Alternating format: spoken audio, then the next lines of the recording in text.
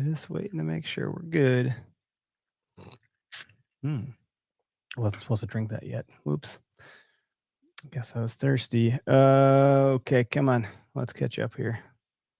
Waiting for the old IG to show me we're live. And there we go. Hit go live on that. And I'm going to assume we're live on YouTube because I don't have it on the TV tonight because I got something else on the TV tonight. Let's just double check. Okay, Hunter YouTube, and looks like it's live there. So we're set. We should be firing on all cylinders. Stand by. This is the Okayest Hunter podcast. Never pass on shooter bucks, because that's just meat in the freezer. It's your tag, you hunt how you want. This is Okayest Hunter.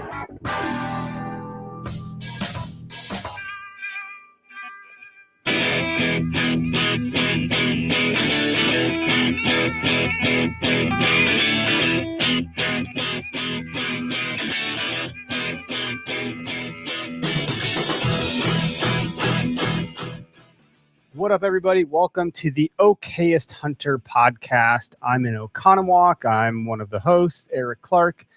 Typically, Greg Tubbs and Derek would be joining me, though Greg's been super duper busy. So hopefully we'll get more Greg Tubbs back in the studio in July, after July. And Derek is, he's not feeling well today. So I told him, don't come here. Just don't do that's a bad idea if you're not feeling good. Selflessly, I just want him to get better. Not selfishly, I don't want to get sick. A little bit of both, probably. Anywho, so we're brought to you by Nosler. I don't have anything super weird to say. Usually I have something awkward to say about Nosler. Not about them, but before I say Nosler, something weird comes out of my mouth, and then I remember I'm supposed to do normal stuff. Well, now it's getting weird anyway, so, there's that. We are brought to you by Nosler. Go to nosler.com, use code OHP, Okayest Hunter Podcast is what that stands for 20% off. And I don't know what you're shooting right now. I know there's like, is it 3-gun, 6-gun? See, I'm not part of the tactical realm. You'd probably, Jared with Powderhorn Podcast on the network would probably pistol whip me right now if he heard me talking. And he might be in here. He might try to pistol whip me through the screen. What I'm trying to say is I don't know what shooting activities you're involved in right now, but if you need ammunition, go there and buy it. And with our discount, you should be in pretty good shape. We're certainly quite a bit of ways from any sort of rifle hunting that we would do here in Wisconsin or even out west. But Nosler's you go to shop. They have some great merch, though, also, and they have silencer, like cans, whatever you want to call them. So you could go do all that stuff there too. So I'll stop talking so I don't do any disservices. If you listen to other shows on the network, you'll hear some ads for Nosler as well. Those are a bit more composed and better thought out because they're not on the moment, and it's not me doing the talking. So that being said, you saw I have this great shirt on from Gerber Gear, and I have this great Gerber knife here. I also have one in my pocket. I've been having a really nice time using this multi-tool there that has a fire starter on it, which I used for camping. I get pretty nerdy about using this stuff. I don't know what it is, but having a knife on my person at all times has made me feel like a hero like 8 times a day around my kids when I have to open things or, hey, does anyone have I'm like, yep, I do. So if you want to feel like a hero, just go to Gerber Gear, gerber.com. And again, code OHP across all of our partners will save you some money. Rack Hub, they have a 4th of July drop coming out, so stay frosty there. Be on the lookout for what those guys have going on. And Latitude, things are heating up here. Like, this is about a good time to hang your saddle, your platform, dangle from a tree, and lob some arrows. And you don't even have to use your platform and get your sticks out. I mean, you certainly could, but also you can just saddle up and tether into the side of the tree and use the ground as your platform, so to speak, and just practice your shots with contending with your tether and your bridge and all that stuff and working your bow around that. I think I have one lane that I can shoot between houses here in my neighborhood, and I will do that from time to time to get some reps in. I have some pretty intense updates for you guys and gals that are listening on the horizon. I'm not going to say anything else right now because I don't want to get ahead of myself. So I apologize for teasing it that way. But what I can say, separate from that, and that'll happen soon enough, is our giveaway. Our sweepstakes are right on the horizon here. So July 7th is the kickoff day. I think we have over $6,000 of product we're giving away, and the grand prize winner is going to get stacked full of a bunch of stuff. So the sweepstakes are live on our website, but you can't enter yet because it will not open up for entries until July 7th. So after the 4th of July holiday will be when that kicks off. We'll send out emails. There'll be a social post. Our partners will share that via email and share the social post. So we should be able to make a pretty good splash with that and take care of our listeners and everyone that's in our audience and following our socials. It's going to be a good time. Beyond that, Foam Fest is also on the horizon. So if you haven't registered yet and you're local-ish to the Midwest and you want to hang out with us for a day while we shoot foam and give away, again, more stuff, partnered right alongside Backcountry Hunters of Wisconsin, the Wisconsin chapter. We will be there with those guys and dual partnership, 50-50, doing that event at Horican Marsh Archers. So, yeah, that's all I can say there is go register. If you register before July 26th, you'll get a free t-shirt and a free tumbler. I don't think we have a cap on it. We're just trying to wait to see how many we have by that point. But yeah, we haven't done that before in the past. So excited about it. It's a one-time thing. You're not going to see that t-shirt again next year, and you're not going to see that tumbler again next year. And we haven't done it before. So you'll be the only ones to own that t-shirt and that tumbler. I think that's all I have for now. We do have a guest. I'm going to bring Dillon on here. I forgot to ask him how to pronounce his last name. I haven't practiced it in the mirror, so I'm probably going to get it wrong. Dillon, is it? Shit. Is it? Give it your best chance. And if you get it wrong, I'm out. I'm going to go hard. I'm going to go hard on the Deitz. Oh, so bad. So bad. It's not the worst I've ever heard. Usually it's Deitz. And it's like, come on, man. You're just being insulting at that point. You're close, dude. It's Deitz. Deitz, like mosquito spray. Yeah. Okay. Deet. Give me all the Deets. So do the mosquitoes hate you then? Or is that like part of does it come with the territory with that last name or no? I'm still covered in mosquito bites from bear season. And that bear season ended 2 weeks ago. All right. Rock on. How did that go for you? How was bear season? We want to just get sad right off the rip. Yeah. Let's just sadden it up for everybody so they know what we're dealing with.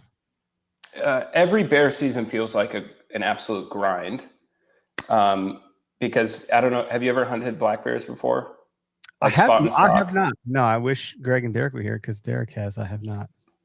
All right. Well, you're welcome anytime in Montana. It's a pretty super affordable non-resident over-the-counter tag, actually. Maybe we set up that collaboration. I think that'd be a ton of fun. But bears don't operate like deer and elk do. You know, if you're in the right spot with deer and elk, in the morning and evening, you're probably going to see them. Bears just kind of do whatever they feel like that day. They're drama queens that way. So all the conditions can be perfect. You're in the spot, glassing for, 3 miles on the right slopes and the right grass and all of that, and just not see bears. And then go out 5 days later in the same spot and there's 5 bears. So your chances, I feel like every time you see a bear spot and stalk public land hunting, it's like, this might be my only chance this season. Mm-hmm. And end of April, went out to zero the rifle, shot a 0.24 inch group, and then put 5 shots on top of each other at 500 yards. And then 2 hours later, whiffed a bear at 380 yards. So that's how I started my season. It's just an absolute whiff on a great bear. And then wounded a bear from 700 yards. Shot looked perfect on video. Looked for 3 days, couldn't find him. I think I just missed him a couple inches too far forward. And then called in the bear of my dreams, called for 40 straight minutes. Giant cinnamon bear with, nice. There's like the blaze, like the small white patch. And then there's a super rare thing we call them tuxedo bears, where they're white from the chest to the belly. Okay. And this bear had that. And I called him into 80 yards. And by the time I saw him, he was already winding me and bolting. And then put a 1.5 mile long stock on a big bear, and 340 yards setting up to shoot. He started running for no reason, hit the fawn in distress call. He showed up 5 minutes later, 80 yards under me. He went into the alders and was coming up to me. I'm like, sweet, I'm going to shoot him at 20 feet. And then he disappeared, never saw him again. So it was an absolute grind of a bear season. That's for sure. Man, sorry you didn't get any. That's all right. You had some good opportunities. I mean, I feel like that's worth something in and of itself.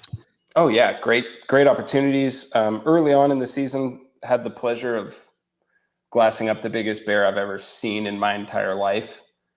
Never saw him again, hunted for him for like 10 days. Great opportunities. This kills this would have been my 3rd year in a row killing a black bear. And I had when people ask, like, are you sad you didn't get one? I'm like, I'm bummed, but I had my opportunities. I screwed them up. I can live with that, if that makes sense. But it was an absolute grind, that's for sure. Every bear season is like that, though. Sounds like a good time. I like suffering, so I think that would be nice. There's more meat on the bone in terms of his story when you have some sort of suffering involved, or like misery. The story is just better. Like, even not even a story you need to tell, but just one for yourself. Like, you have a different appreciation of the time you experienced outdoors when it was like rough. Oh yeah, man. And there's just something about hunting for bears that lends itself to that too, specifically. Like, obviously everybody knows elk hunting is hard. I've built a brand around it. Everyone knows, like, finding a mature deer can be frustrating, but there's just something specific about bears that really challenges you mentally, unlike any other animal. You have to experience it sometime. I imagine I will. It's just one of those things where all the stuff is building. So I feel like at some point I'm going to find myself out west doing something hunting, obviously. Dude, so thanks for diving right into that, and to get that off your chest. we can weave back into it as needed if it makes sense to come back up. But yeah, let's talk about the brand you've built around how difficult it is to hunt elk, because I think that's how you and I came into contact somewhere along the way through the social media world we live in, and a lot of connected folks. Elk don't exist. Let's right, man. Talk about who you are and what that is to you, and where this all came about. Yeah, for sure. I've told this story a bunch, so I'll keep it kind of short. But for a long time, I was never trying to get into the industry or anything like that. But I've always been a video guy, always been a creative person. And when it came to hunting, I was just trying to pretend like I was some badass killer, as lame as that sounds. Like, I wanted to be, seen as like this great killer. And finally I just realized, like, dude, this isn't me, and it's making hunting less fun. And what's the point of hunting if you're not going to have fun doing it? So I just started making videos, making fun of myself for sucking at elk hunting, and just because I thought they were funny, and had a couple of them get big time views, at least in the hunting niche, And from the comments and stuff, what I realized is, like, oh, sick. Like, the overwhelming vast majority of people feel like I do. Like, I'm not alone. This is amazing. And one of the first videos I ever made, I started it was like had like an infomercial vibe. And I just said, elk don't exist. And that phrase kind of stuck over the years, and turned it into a clothing company, and kind of the thing I'm most known for. And yeah, if you've ever tried to chase public land elk with a bow, especially in Northwest Montana where I live, it feels impossible sometimes. And yeah, it just became kind of this thing of attempting to unite hunters and give people a place to come where they don't have to pretend to be anything else. Like, we hunt because it's fun. Yes, we love the meat. Yes, we love the antlers. I've got a really nice stack of big whitetail bucks and a young bull over here that I'm pretty sure some of my whitetails outscore him. But just give them a place to, like, hey, hunting is fun. Let's not take ourselves too seriously. Elk hunting is really hard, and we can kind of try to get better together and commiserate together and just laugh at ourselves. And yeah, that's how the Elk Don't Exist kind of brand came about. And now I'm just trying to grow that and let other hunters know, and specifically brand new hunters know that this can be really intimidating, but anybody, any state can pick up a rifle or a bow and go try to get it done on public land. That's a good message, and commiserate's a fun word to use. And I think that's where there's a lot of alignment, I think, just naturally between the two brands, but also us as humans, like me and you, literally, let alone the brand themselves. You know, that self-deprecating humor, I don't know when people will get tired of it or when it will be fatigued. The pendulum does seem to swing. It's like, I've always thought of our brand when I think of the movie The Dark Knight, when he's like, why so serious? It's like, why are we so, just chill out. It's a freaking deer. Exactly. Yes. And I think what's cool is, like, you know, doing these videos for a couple of years, and then big brands come knocking and want to pay me money to represent their brand. And it's like, you do know what I'm about, right? Like, I don't kill much, if anything. And that's been cool to see even the industry kind of swing to that side of, like, I don't know, man. I say this all the time. Like, if you went and spent a day in Montana or Colorado, wherever you live, or even, you know, in the Midwest whitetail woods, or in the South in Georgia, if you've gone and spent a day outside trying to put meat in your freezer, and you leave that environment thinking that you're some big shot, I just don't understand that. I don't relate to it. I don't get it. Like, I have been nothing but humbled, even when I'm successful, you know? I think because it is so hard, that when you do it, and you do it at a high caliber, I think there's this inherent feeding of the ego that can exist. And I've read the book Ego is the Enemy far too many times, where I'm continuously sweeping the floor of that. Like, you can't sweep the floor once of ego and think you're good to go forever. You have to sweep it again the next day and the next day and the next. You have to constantly be challenging that, because at the end of the day, killing a big animal doesn't make you so important to the world that you're now a self-proclaimed badass. And Michael Waddell, we had him on the show a couple of years back, and I don't know if we'll ever have him on again. He's a big deal these days, and he was then. But he had said, hunting don't make you badass. It's badass that you get to hunt. And 100%, dude. I agree with that so much. Of course, he said it like, you know, he had that Southern drawl, like you just had some cornbread, but it's like, yeah, sure. It is badass. Like, if you can do those things, you probably are a badass. And there's some of those elite guys and gals that can get it done. And there is some reverence to that, and some, like, aspirational nature to it. I think we probably would want to find ourselves in some of those places. And that aspiration piece is great. But I think we're hanging at the bottom of the mountain at the beer tent, you know, fantasizing about being at the top of the mountain, knowing full well that we have a good dose of reality that we're not going to be up there. And that doesn't mean that we're not trying, or we're pretty comfortable with the skin that we live in, that it's okay that we're not up there. We're pretty happy right where we're at. If we get a chance to go up there, that'll be great. But you don't climb a mountain for the world to see you. You climb a mountain so you can see the world. And I think that paradigm is the general challenge that I think our counterculture brands face, is just trying to, like, go up current with that, or, you know, like, swim upstream against the grain of what I think a lot of people drool over. Yeah, and there's more of us. I agree. There's more of the everyday guys and gals than there are the elite ones that can get it done at that high level, and nothing wrong with it.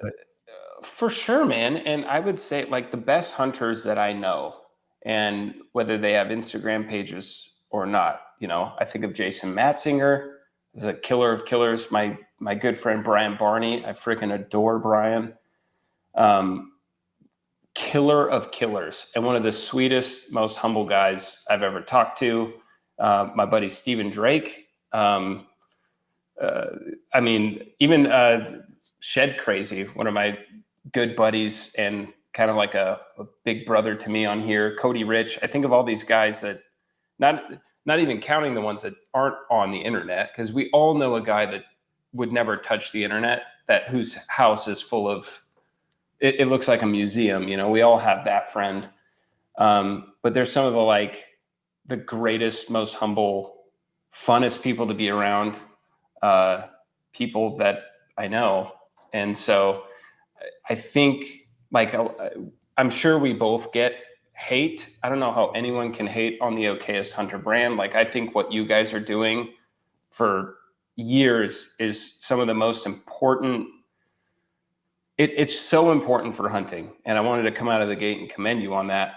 I love what you guys are doing. All the compliments, I get pretty awkward, so I might just have to. Yeah, you need to fix that. You need to receive that, because what you guys are doing and is important for conservation. And I had a guy tell me that, you know, a good friend of mine who's well known in the industry and worked with a lot of good brands. He saw me at a bar randomly at a TAC event, and I knew who he was, but I didn't want to be weird and talk to him. He grabs my arm and says, "What you're doing is important for conservation, and I want you to know that." And that kind of opened my eyes to, yes, I'm like funny and a self-proclaimed silly goose, and I try really hard, but it opened my eyes to like, oh, what Okayest Hunter is doing, and Shed Crazy and myself. It makes this whole world a lot less intimidating for new people to get into the sport. And that's something I don't take lightly. And I know you guys don't either. And I just love what you guys are doing and have for a long time. So I love you, dude. Yeah, I appreciate it. I love now you, you can feel awkward. Now you can feel awkward. I love you, man. I love you, Broheim. I love you, dude. This is the first time we've talked face to face. Let's kiss, dude. That's a weird show. Have you seen our movie? Oh, that's funny. So this is totally nothing to do with hunting at all, but there's I Love You, Man, right? Which is a great movie. Yes. And then now there's a movie out with Paul Rudd called Friends or something, or Friendship. Yes, A24 directed it, and it's with Tim Robinson, who's one of my favorite. The weirdest movie ever. It's so uncomfortable. It's like a horror. I'm dying to see it. I haven't seen it yet. I Love You, Man. The humor is so nuanced. Like I feel like love it. So that leads me to your sense of humor and how you carry yourself, and therefore the brand, because I think shit rolls downhill. So most companies view however a leader is, and I think that's fine. I'm not saying shit rolls down in a bad way. You have like a very comfortable. I'm comfortable not because I'm involved in the conversation, but if I just turn on a camera and no one else is there, and it's me to the camera, me to live audience, dude, I am very dad awkward. Like very difficult. Don't know what to do with my hands type scenario, and you're just like you got it nailed down, and specifically how you respond to all the ego and the male bravado and masculinity, dude, cracks me up, because I try to like be really kind, and I'm like, I don't want to meet you on your level because fire with fire is not going to get us anywhere. I'll take the high road and just, try to like, maybe you don't know what you're talking about, and I'll give you the benefit of the doubt before I, go off and vent about how big of an asshole you are, and I'm going to punch you in the face. But online, I won't do that. And the way you carry yourself, because of the silly gooseness of it, it's really great, because you can take it and you can dish it out. It's pretty great to have that. Yeah, it's a my 8-year-old son is big into comedy like I am. He's a student of the game, and he asked me the other day, like, "Dad, how do I roast somebody?" I'm like, "Son, you're not ready for the dark arts, because there's a couple rules to a good roast joke. You only roast the ones you love, is number one. Like, but I was like, he's like, "What if I told you, Dad, that like your hairline isn't good?" I'm like, "Well, see, that's just mean, like it's true, but it's mean. You have to be like more it has to be very cutting and specific, but still funny. Like, funny is the be all end all. And you can't just be mean and then call it a roast joke. You understand? I'm like, what you could say about me is like, instead of just saying your hairline sucks, say, hey, Dad, your forehead is so big. I heard they had to, they're landing airplanes on it. Something like that. Like, I heard air traffic control say there was a delay on the runway. You say something like that. So when people are horrifically mean to me, I mean, some of the stuff, it's like, do you not understand? Like, I'm already making fun of myself. Like, right. I don't need help doing it. That is the comedy, because the comments are, they think got him. I'm like, brother, what? First of all, I'm making a living destroying myself to millions of people on the internet. Like, you can't touch me. And there's some that, like, here's the thing you have to do too, is like, the ones that really piss you off, you have to step away and go, why did that make me so mad? They hit a nerve. Mm-hmm. There's the ego thing. Okay. Yes, you can feel Let's get rid of that. Yep. It takes a second. You have to have, there's a name for this. I don't know what it's called anymore. I forgot, but there's a name for the space in between action and reaction. And the larger you can make that space, the better your reaction will be. And so in some cases, like, go for a walk if you have to, but don't respond in the heat of that heat, or you're going to make it worse. No, if you respond angry, you're going to make yourself look dumb. So it's best to, like, not respond at all. But I'm a student of comedy. Like, if you really come after me, if you come after my kids, if you tell me to harm myself, those are the ones where I'm like, you better not have a ponytail. You better not be balding. You better not be fat. And your loved ones better all be alive, because I will destroy you. And it will be funny and pointed.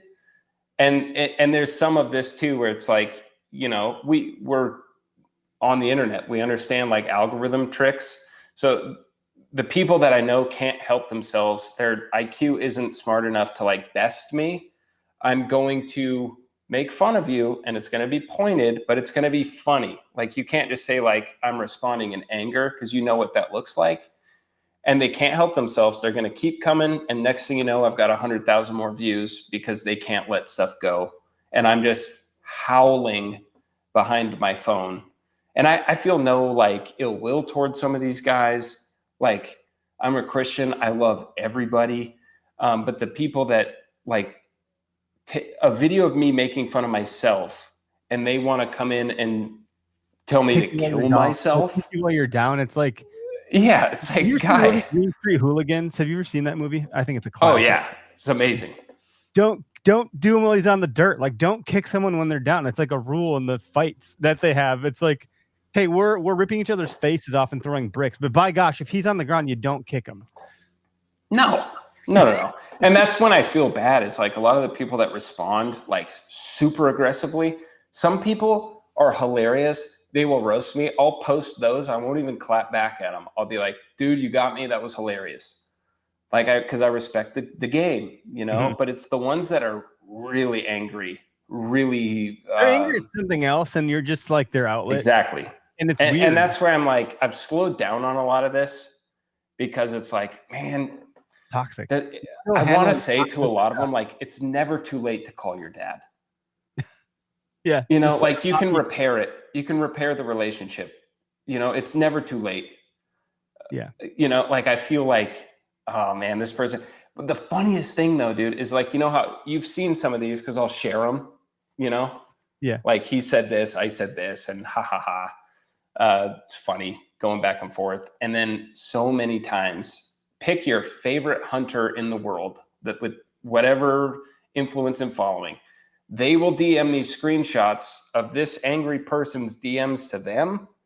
And it's always without fail, hey dude, I have a YouTube channel, let's collab. I'm like, oh, you gave up, or you failed, or you got bitter, and now I'm low-hanging fruit, man. Like, I suck at hunting and somehow stumbled my way into a kid's table at the hunting industry. That's where the anger is coming from. This guy doesn't kill anything. And okay, I see. And sometimes I'll DM those guys. I'm like, don't give up, man. Like, be you and make videos, but don't be, I don't know. It's all, I toe the line between be a Christian, love everyone, give everyone the benefit of the doubt, and I'm a student of the comedy game. Where do you get your it's a fine line. Inspiration from? Like Tosh.0, or like where is that coming from? Funny enough, I have a twin brother. Well, that's fun. You can really mess with people. Oh yeah, we grew up doing that. But everyone called him Tosh, Derek.0. His name is Derek because we both have similarities to Daniel Tosh. That's so crazy. But him more than me even. Like he looks, I'll send you a photo after this. Like he looks just like Daniel Tosh sometimes. Right. So his nickname in high school was Derek.0. My nickname in high school was something I can't repeat on here. But lots of I just love stand-up comedy as a whole. Even comedians I don't find that funny. My wife and I, like my wife. Yeah, my wife doesn't. She's a hard laugh. Are you familiar with that term, a hard laugh? I don't think so. I might have a friend that's a hard laugh, but I need you to define it for me. An easy laugh is the guy where you feel like a god around them. Anything you say, they are crying, laughing. Okay, that's the opposite. My friend has an easy laugh. Okay. Easy laughs are amazing. My wife is a hard laugh. The most I can ever get out of her is, that's funny. And that's how I know, like, oh, I did good. That's a B+ joke. So when I get her to like double over and just die laughing, I'm like, I'm the funniest person on planet Earth. That's a hard laugh, right? So she's a hard laugh. It is very hard to make her laugh. And one of our favorite things to do together, we live pretty close to Spokane, Washington, and they have an amazing comedy scene. So big name comedians will come through Spokane, and we'll try as often as possible to go down there and catch a live show. And what's crazy is even comedians that aren't my favorite, like I wouldn't pull up their Netflix special. Mm-hmm. You go to a live comedy show and it is otherworldly. Like when you're with 5,000 people and you're all can't breathe because you're laughing so hard, it's one of the greatest things ever. That's a good. So she's a really, yeah. Oh yeah, man, it's the best. If you guys have any semblance of comedy, any comedy scene where you live, take your spouse, go to a live comedy show. Like it is some of the most fun you can have together. Even comedians I wouldn't say are my quote influences. Like I've never laughed harder in my entire life. It's so fun, man. To flip it back to hunting, are there any hunting brands, personalities, channels, so forth, where you think so one of my kids is really funny, but it's not because they try to be funny. They're funny because they are funny. Yeah. And the lack of attempting to be funny feels very genuinely funny. And so yes. there are certain hunting channels or personalities that are like funny just because they're funny. And then there's some like yourself, like I would say you're attempting to be funny, but you're also good at it. So it works. If I tried to be funny, it'd be pretty like embarrassing because it'd be like, oh my God, this guy's trying too hard to be funny. It's very off-putting. Like it wouldn't work. I think I'm probably in the camp of funny because I'm not trying to be funny. And I think people are laughing at me, not with me most of the time, because I actually am doing some pretty god awful dumbass stuff that like I should have learned by now. Are there folks in the hunting category that you like, oh yeah, these guys are great. They're really funny. I mean, I think, oh gosh, that's tough. I'm funniest when we're just hanging out in a group. Like you'll swear, like, you know, I'm known as throughout my entire life, Dillon is hilarious. It's very hard for me to try to be funny. So to write skits, to come up with ideas, that's actually a struggle for me. Luckily, in the hunting community, people's sense of humor, like it's so rare to find a hunter with a good sense of humor. Yeah. That I might be 5 out of 10 funny. In the hunting space, I might be 8 out of 10 funny, if that makes sense. I'm way better just riffing with people.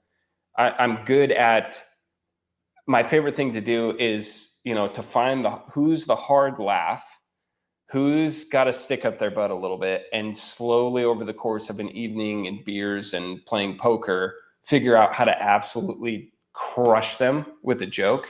That is so satisfying to me. I'm way better at that than I am writing comedy, if that makes sense. So I get asked all the time, do stand up. I'm like, right? I would suck at stand up. Yeah, you know, that would be, dude, it'll be nerve wracking. You couldn't catch me dead doing that. But I'm 39 years old, and I'm very comfortable in my skin on this particular show because this is my element. I'm in my room drinking the bourbon, like I'm doing my thing, right? I love this stuff. And there was this at a number of employers, you do these like personality assessments. I think one of them is called a DISC assessment or something. I forget what all stands for.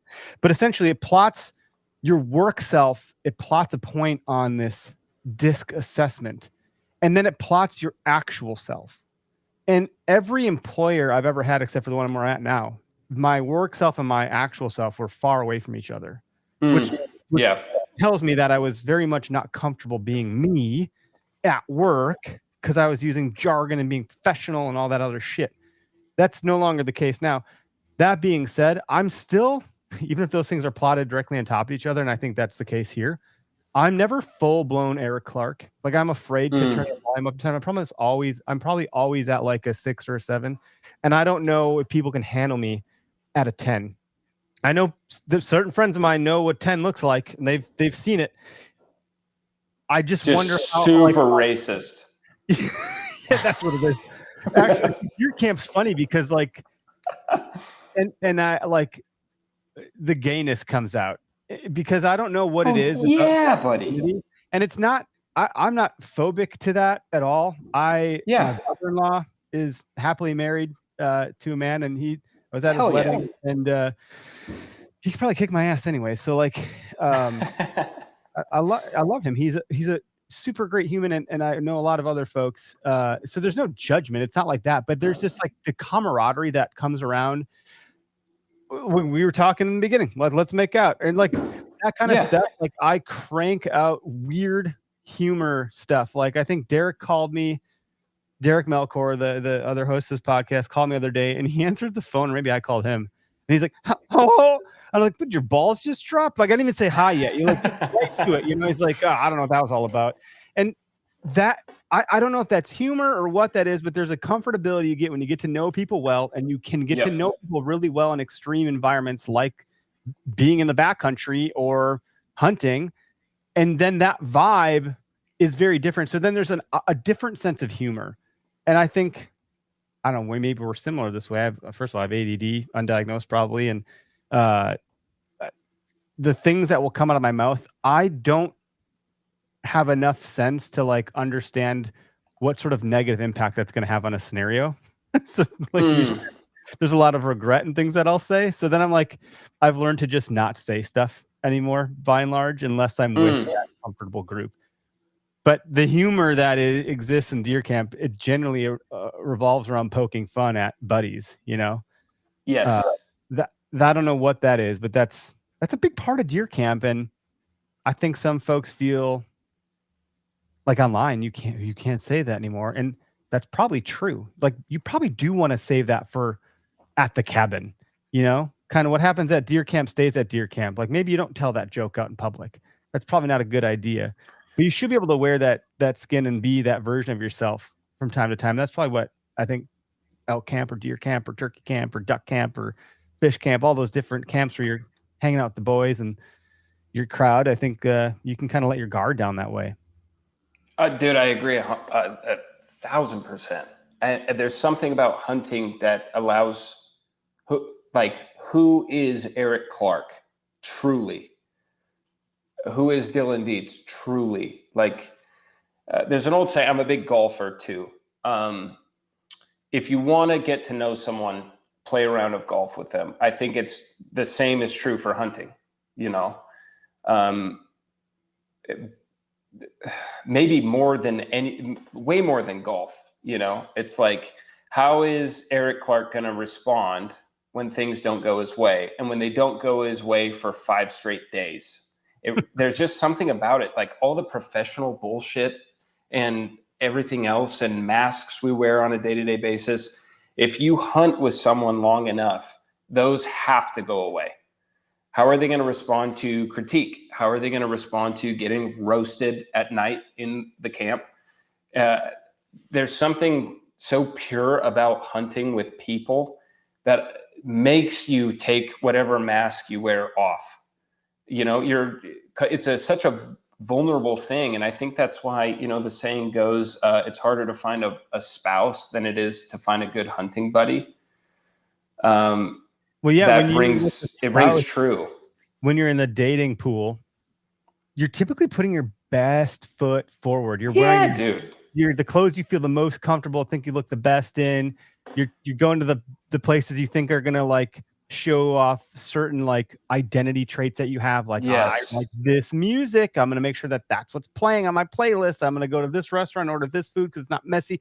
And then in the reality, it's like, well, I really wanted the fucking burger, but like that was a picture. They had a fried egg on it, and I probably wasn't going to eat that in front of you. Also, like these pants are too tight. I'd rather just wear it with like a hair tie in the button because I need my belly to hang out a little bit, and you know, all that stuff. And by the way, I also like heavy metal, and I wasn't going to play that in front of you.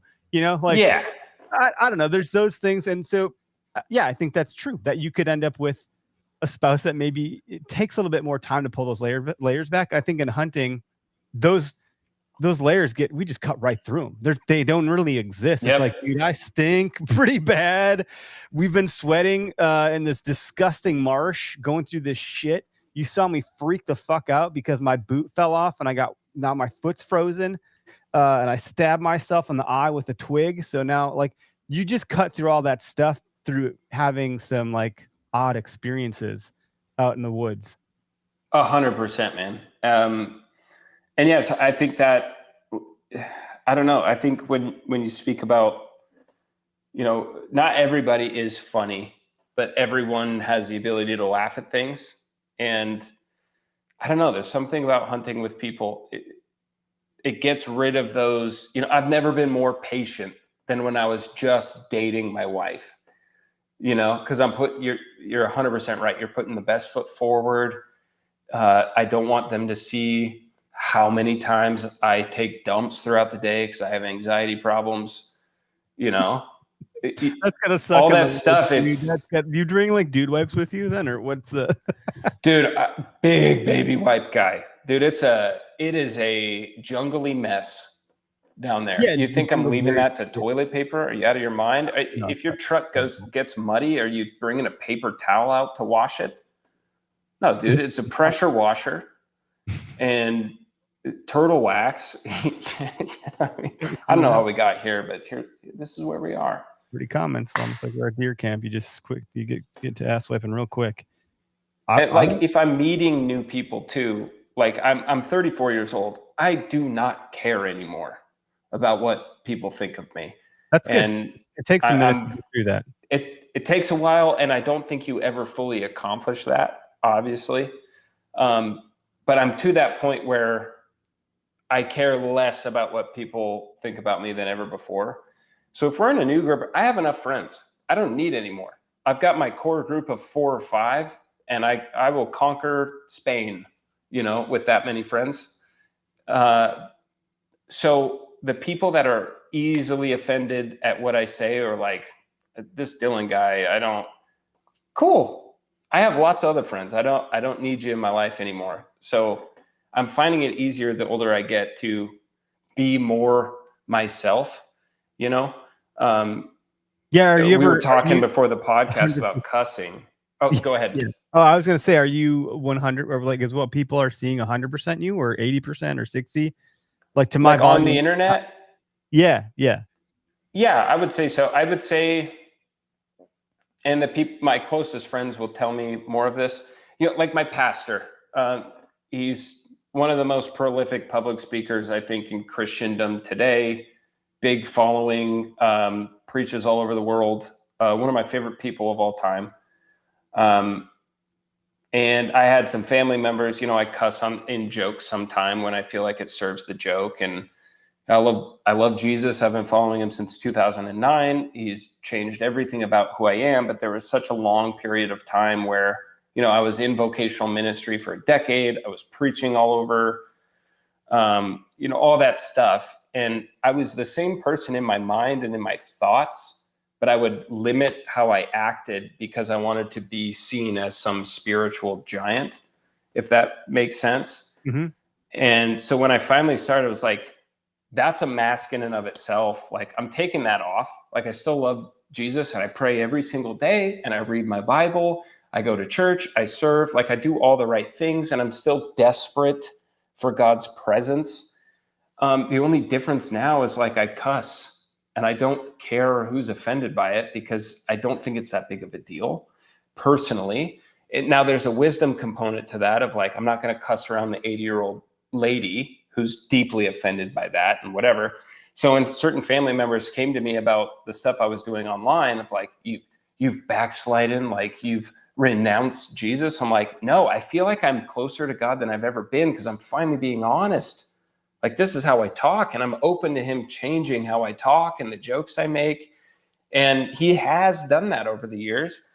But what's like better, me pretending to be something I'm not, or me saying, this is who I am, and I'm trying to follow Jesus, and I'm also a silly goose, and I'm waiting for Jesus and the Holy Spirit to align those things. And, I would argue I'm in such a better place just being more myself than ever. And my pastor, who I wouldn't expect to like what I'm doing online, he follows me. He's very keen to what I'm doing. And when my family, my close family, is saying like, you're so wrong to do this. You're so off base.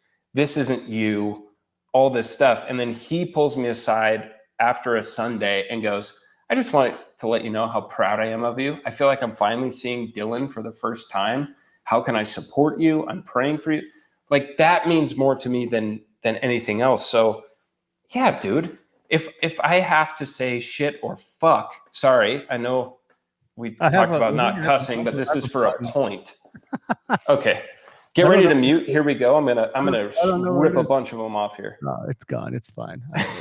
We have a bleep button. I don't know where it is. But this is for context is everything, right? If I do that because I think, to be honest, it's funnier if I say that. Sometimes it's funnier if I say gosh darn frick. Yeah, you're right. Yep. Sometimes that's funnier. If I'm serving a joke, I'm not saying F you. I'm not saying F this. It's just language. And God calls his people in the Old Testament whores all the time. And I think that's the funniest thing ever. But the second I call my wife that, then I'm in trouble. Oh, dude, that's great. I just joined a Bible study with some good pals.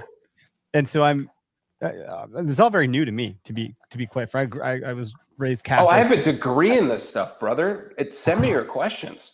Yeah, I have all of the questions. Like, I'm just trying to even come to understand Old Testament, New Testament. I didn't realize there's all sorts of books in the Bible. I love that, dude. When I went to Bible college, there's so much I don't know how to speak about it. And much like if I remember we've had a few episodes where we've talked to new deer hunters, and you can sense the discomfort to a degree of them not knowing the right word to use. Among people that are versed in the dialect. They're like deers, they're not sure if it's a basket rack or they don't even know that it's inches. They're like, oh, it was a 10-pointer. They just speak different. And gosh, we shouldn't judge those people. No, dude, we should be celebrating them. That's like judging the dude that's 300 pounds at the gym. He's there.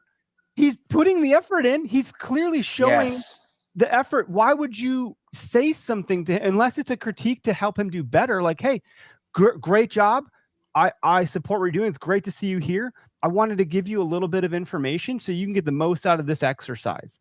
Versus, oh my God, what are you doing here? You're doing it wrong. He'll never come back. And I'm seeing this in the a little bit of the Christianity thing. I'm like, am I getting gatekeeped from God, from people that are like telling me that's not what the Bible says? I'm like, bitch, I'm reading the Bible right now to try to figure out what it says. Yeah, let me learn it. Like, nature and hunting is the vehicle that has brought me to God. And Wow. we made a post about, if you ever watch the woods wake up, you've been to church. Now, I don't literally mean that. It's a metaphor. It's a metaphor. Right. Right. You want to take it literal, fine. But they're like, well, bro, that's not actually church. I'm like, settle I down, know. Scott. And they're like, you're not a Christian. If that, I'm like, well, okay. These are weird debates, and this is an interesting topic because we've never really gotten into this on the show before. But I have like bounced around wanting to quench my thirst with the Holy Spirit and with Jesus and God, and like I've asked Jesus to live through me. I've invited him in. I've like gone through that a different time in life, but now I want to learn the mechanics. It's like I can understand. I hear the notes in the music, but I don't know how to read the music. I actually want to understand what it is I'm hearing now. You know what I mean? If that's the analogy that I want to use. So that's kind of where I'm at. So yeah, it sounds like we could connect over that. And hunting and God and religion, it's a pretty tightly knit thing because most hunters tend to be, this isn't entirely true, more right-leaning and conservative, and therefore God-fearing and, Christian, so to speak, or whatever religion you practice. In the West, it's a ton of Mormons. Sure. Yeah. Utah. Yeah, but religion, all that stuff. Yes. So fun topic. I don't know where to go with it because I'm not an expert on it, and certainly apparently you can strike nerves with people with this stuff, and that's not the goal here. Yes. To learn that about you. So that's all. So I come from the church world, like full-time professional vocational ministry, as in I'm employed by a church. I'm working at a church. A full decade in that. I went to Bible college. I have studied every single verse in the Bible over the course of several years, Greek, Hebrew, commentaries, different theological discussions from all ends of the spectrum, all of that stuff. That's my background. And I did not know that, or maybe I didn't. I forgot. So I apologize. Oh, no. I don't. Most people don't know that. It's not something here's my degree in theology or whatever, but it kind of has set the foundation for my entire life. And one thing, like if you read the Bible, who was Jesus the harshest to when he flipped over tables? The one example of Jesus, being really harsh. Who did he say the harshest? You brood of vipers. Like, what a line. He said the harshest things to the religious elite of the day that were so hung up on the law, the Old Testament, rather, the Pentateuch, as the Jews called it. They lived their life by the 600 some odd laws, and Jesus came to say, hey, it was the law. The law was to show, the 10 Commandments was to show, hey, you will never measure up. And when people have a religious spirit or religious thinking, those are the most judgmental ones, the most judgmental to newer Christians, or judgmental to the people seeking, or judgmental to how the songs are played. Or I'm a drummer. I've been playing drums in church since 2009. That's how I became a Christian, was being invited into that circle. And some of the most horrific things that have been said to me were by Christians with this like religious spirit. And I think they mean well, but that judgmental, harsh, it's like, you're putting that on me. You don't, it's very much someone's putting something on you because you're not conforming to the way they're seeing the world. Correct. Which is, and hunters do that too. And there's such a weird way that parallel. I hunt. That's the way that I do it. And that doesn't therefore then mean that that's the way that I ought to do it. That's just not, that's not what it means. And for good for you, dude. I'm glad that works for you. I'm going to do it this way. Yeah. We're engaged in the same activity, different ways. We should appreciate. We're all fighting for public lands. Yes. We're on the same team. Yeah. But it was so weird coming from like 10 years in the church world to accidentally, having some kind of a career in the outdoor industry, in the hunting industry, is that I think this is true for just every niche of life and everything. Yeah, it's human nature. Hunters are so campy and they want to die on the dumbest of hills, which is why it was so cool to see when there's a threat to hunting as a whole, like Mike Lee's dumbass trying to sell off public lands. all of us stopped worrying about, the hunt quietly crowd stopped crapping on influencers for a second, which was a nice relief. I think they actually snuck in some backdoor hatred toward us as well. It's like, guy, no one would be calling their senators if it wasn't for us. What are we talking about here? This? Exactly. Yeah. Yes. But even them, like we all, Democrats, Republicans, libertarians, atheists, Christians, hippies, PETA, we all came together to fight one common evil. Isn't that wild? What a common enemy can do to unite people. That was 9/11. Exactly. Like, boom. Exactly. Let's all go, America. Like, it was very interesting. Mm-hmm. It's just like, yeah, whatever. We can go into all sorts of topics here. But it's wide open. I had someone comment on one of the posts we put out about like the fact that we had won, and he's like, dude, I'm gonna name my target buck this year is Mike Lee. I love it, dude. Yes. Amazing. And it's hard for me, like, as a Christian, because I want to got to be careful how I say this. Yeah, because it's live. I'm called as a Jesus follower. I am called to pray for Mike Lee. I'm called to pray for my enemies and wish them the best and love them when I want his house to burn down. Like, it's such a weird, it's such a hard thing. But I think, I don't know, back to what we were saying before, like, with all the Jesus stuff, and like some of the biggest hate I get is from people who go to church and are Christians, and well, he's cussing. I'm like, I don't know. God says some pretty harsh language. Swear they're in the Bible. There's a handful of them in there. But also you see Jesus, the first time he explicitly reveals who he is as the Messiah, he reveals it to a woman at the well. Are you familiar with the story of the woman at the well? Not yet. It's one of my favorite. Read it when we're done here. So she's a Samaritan woman. The quickest way I can describe this as Samaritans and Jews. That was like a giant racial divide. Samaritans were seen as dogs, and women in that culture were seen as, low. Like, they don't have the rights they had today. How I can explain it. And so when people say like, oh, the church is misogynistic, and Paul the Apostle said women should shut up in church, and hey, brother, sometimes that's just true to this day. You know what I mean? But no, that was a joke. Okay. Okay. That was clearly a joke. But like Jesus, the first time he explicitly says and reveals like, hey, you're talking to the Messiah, was to a woman who was viewed as a dog in that day, and a Samaritan woman, which would be like it would be the equivalent of like you kissing a pile of dog crap. Like, that's how it would be seen back then. And like, that's the Jesus I follow, is the guy who came to fulfill the law, to show, hey, all the 10 commandments were to point toward, you'll never be able to be good enough in and of yourself. Yet the whole Old Testament points ahead to the Lamb of God, the Savior of the world, that's going to come and die once and for all for the sins of mankind. And the first time he says, I'm the Messiah, is to that Samaritan woman at the well. Beautiful. And I just think there's so many people in the hunting community that could learn so much from that lesson.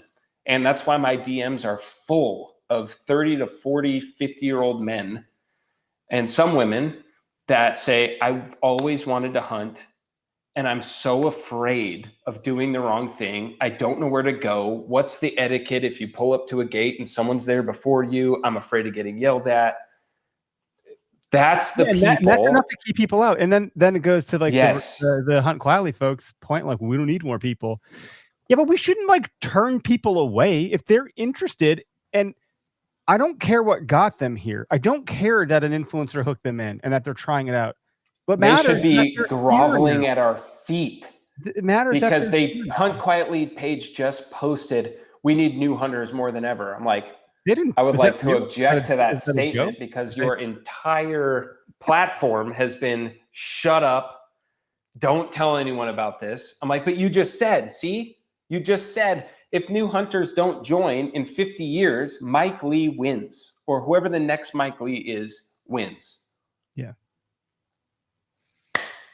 Yeah, there needs to be a populace of people that love this stuff and have votes and dollars that are part of orgs that can move needles like that, because otherwise it's really hard. Like, you're just throwing pebbles and it's never going to be enough. Like, you need someone to throw a freaking boulder at these people, be like, no, we have some force.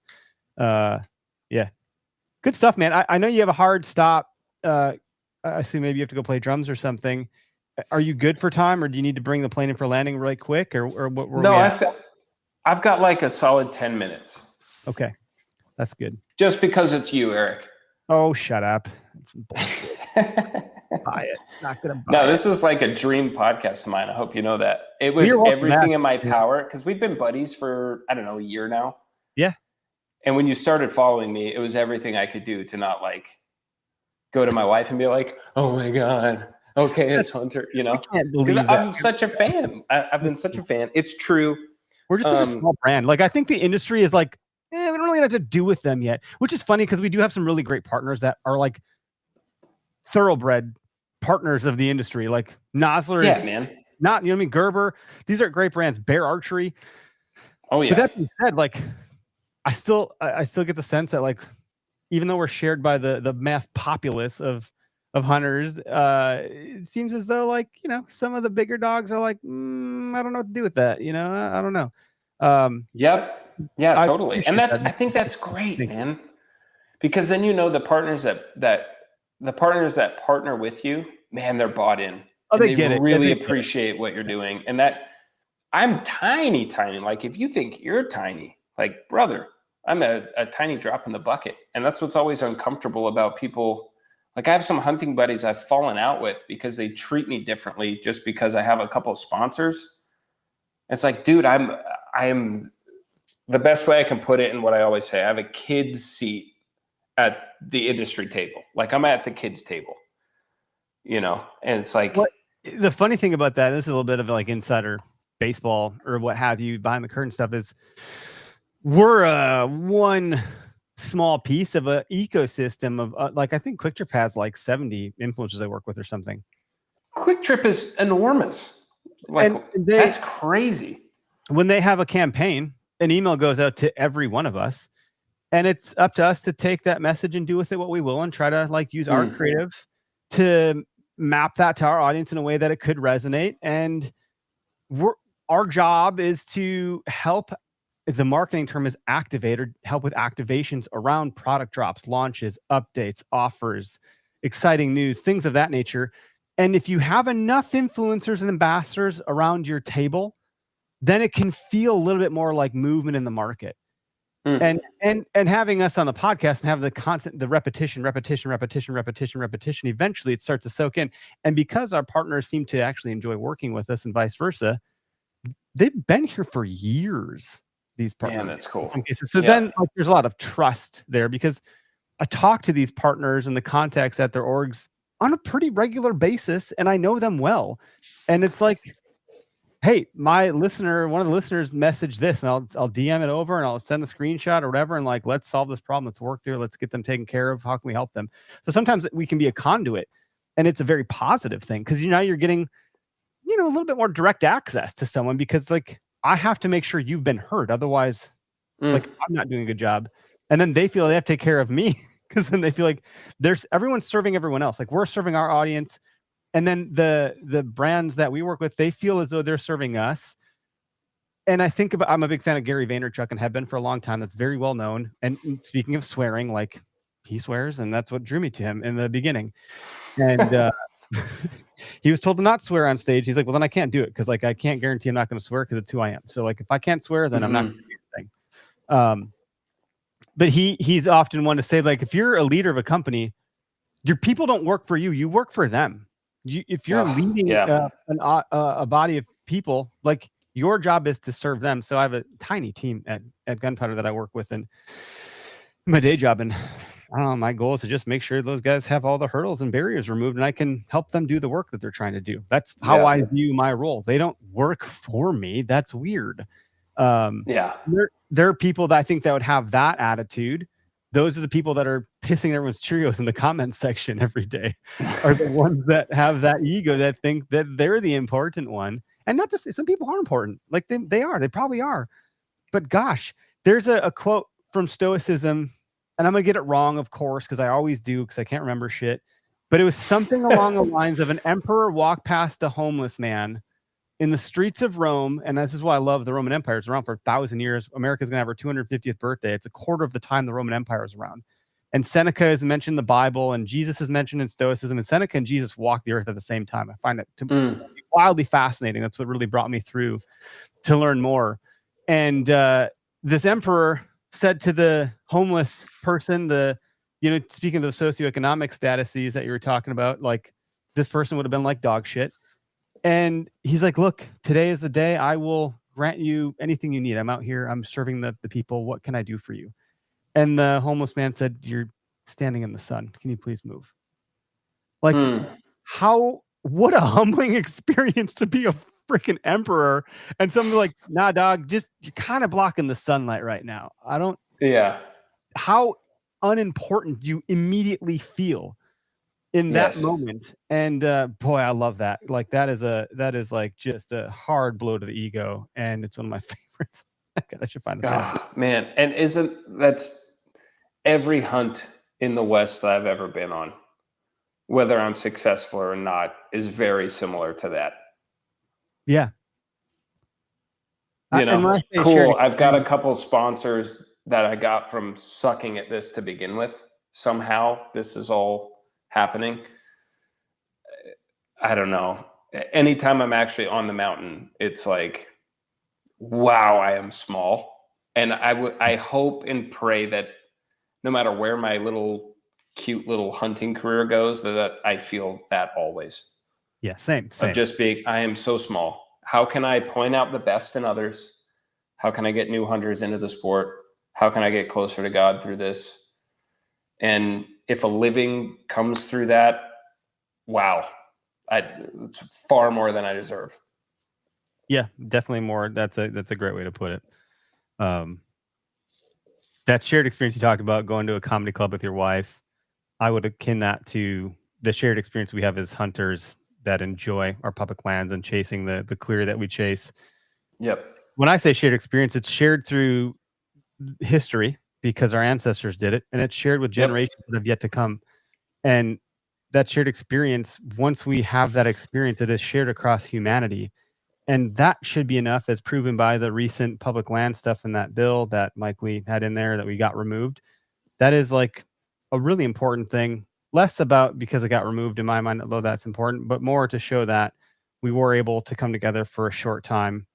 And it was like beautiful. Siblings, dude. Like my kids will get along for a hot minute, and it's glorious when they do. It's like, oh my God, this is so amazing. They're getting along. God bless that 10 minutes of the day. Just a matter of time before they're at each other's throats. Like it, nothing stays as is, and it will continue to morph and change. And so, like, yeah, we were all pals for a minute there, but everyone's gonna go back to their thing. So they're gonna go back to their camps and their Kuyu or their camo Kuyu Sitka wars, and it's all good and fun. But I would challenge anyone listening, if you actually care what another grown man is putting on their body, you might be gay, and that's fine. We've said this. We don't care. No judgment. If you care how flat or curved someone's hat is, hey, you got to do some self-reflecting there. Yeah, you're actually implicating yourself into those situations. Yeah, dude. You're implicit. Can you believe that he wore that? That's how I read that. Marcus Aurelius said something like, every day I wake up and I have to tell myself I'm going to deal with ingrades, idiots, and assholes and everything else under the sun. And at some point, if I'm bothered by that, it's actually my fault because I'm implying myself in their ugliness by letting it get to me when I knew full well that it was going to happen. So, yep, exactly. Yep. The next, and not to mention, all of those people do have a place in our world. So the Mike Lees that you're praying for, that you begrudgingly will do, hey, there's a place for him in our world. There's a reason he's here, and there's a reason we need him. Albeit, look at what he just united a whole group of people. He did what no one else ever could. Congratulations, Mike Lee. You did it, brother. Yeah, just like Obama was the Unbelievable. best gun salesman this country has ever seen. So, you know. Oh man, that's so good. That's so Yeah, good. good chat. How do people, where do they find you? Is it elkdon'texist.com or is it Dillon Deitz? Or how do we direct our listeners to learn more? Yes, Dillon Deitz, not D, it's DILLONDEITZ. That's how you can find me on Instagram and YouTube. That's the only two places I am. I am in the process of trying to grow a YouTube channel. Most of my presence is on Instagram. And then if you would like to support the movement, become part of the Silly Goose Hunt Club, which is very near and dear to my heart, or get yourself some Elk Don't Exist apparel to remind yourself that elk hunting is hard and that's okay. elkdon'texist.com. I have my brand new Game Over apparel line that I worked with the formidable Dave Barnett Art to come up with something that harkens to my childhood of playing 90s NES video games. It's some of my favorite stuff I've ever put out. elkdon'texist.com. Check that out. I just quit to part-time, my full-time job. So please do buy Elk Don't Exist apparel. And yeah, that's it. Dillon Deitz on Instagram and YouTube. And I've got some really, really exciting stuff coming this fall. I have my own podcast, Elk Don't Exist, the pod, that is releasing here in a week or two. So be on the lookout for that. And Eric, I really do appreciate you having me on. This has been somewhat of a dream come true, man. Thank you so much. That's very nice of you to say, and I'm happy that it means a lot. And dude, I'm dead serious. The Elk Don't Exist X OKS Hunter apparel. We got to collab on something sometime. That would be a blast. Let's figure it out. It just takes a little bit of time and creativity and can get it done. 100%. I do want to remind people that are listening, if there was a point in the podcast where you felt you wanted to not bite your tongue and call in or say something or respond, if you're listening to your car or your truck or on the treadmill or walking the dog or lifting or on the toilet, wherever you're doing at work, this streams live on Tuesdays, 6 p.m. Central Standard Time, and you can comment in and you can call into the show and express your opinions, share your stories, and become part of the conversation. So if there's ever a moment where you're like, man, I really wanted to, I wish I could have said something. The wish is true. I've been granted. You can do that. Just tune into our YouTube, our Instagram, our Facebook, our LinkedIn, and you can follow along when we're live every week when we do this on Tuesday nights. So also, Dropping Pins is back on season 2. Derek is back at it behind the mic. So if you want to actually learn how to kill big deer, and that's what you're into, that's what you want to listen to for sure. It's I'll be tuning into that for sure. It's a good series. It's all the aha moments when big buck killers started to figure things out, and they drop pins along their journey to help you understand how they got it done. So less tactical and gear driven, less strategy, more story. That's it. So thanks everybody for tuning in. Have a great week. We'll be back after the holiday week. Happy 4th of July.